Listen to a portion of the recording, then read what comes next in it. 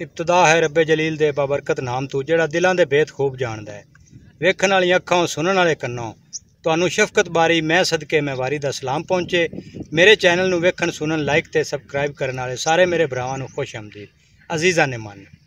ए अपनियां जेहड़ियां नवीं नस्लां हैं ना, इन्हां नू को दसो समझाओ। इन्हां नू कोई नहीं पता भी आ साडा की लगदा है, ए साडा चाचा है, ए साडा मामा है, ए साडा ताया है। वो इवें आ बंदा मैनू नाल दसदा पिया भी गली च बाल खेडदे पियान ते ओहदे कोल बाल को पुछया भी ए तेरा की लगदा है। तो अजकल स्कूलों के उर्दू ज़्यादा सिखाते हैं, तो बाल उर्दू च दस रहा इसको मैंने कहीं देखा हुआ है। वो हालांकि ना उनका वो चाचे का पुत्र आ, उन्होंने इन्ना ही नहीं पता।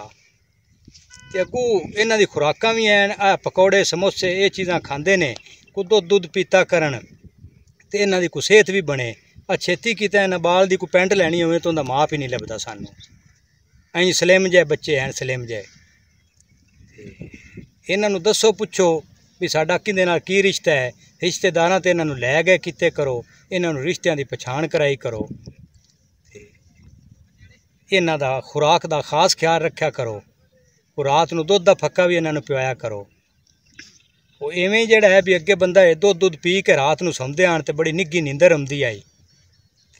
हुण दुध मुड़ की लभना है, गड़वी लगी हुई है, दुध तो लभदा कोई नहीं, लस्सी को नहीं लभदी।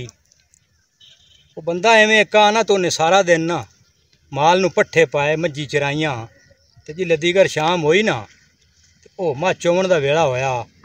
वो मझ मिलदी है उनके बाड़े ते, उन्हें उन्हें बाड़ा पाया, वो मझ टप पई। जिल्ले टप्पी ना उस आख्या चलो यरी टीका ला लेना इनू। वो बाहर ते टीका लई आया, उन्होंने लावन लग्या तो मझ ने संगल भी तुड़ाया तो वह भज गई। कोल खड़ी आई कट्टी, उन्हें टीका उन्होंने ठोक दिता। उन्हें आख्या चलो तू तो भज गई है, ते आ तेरी धी जू कोल खड़ी।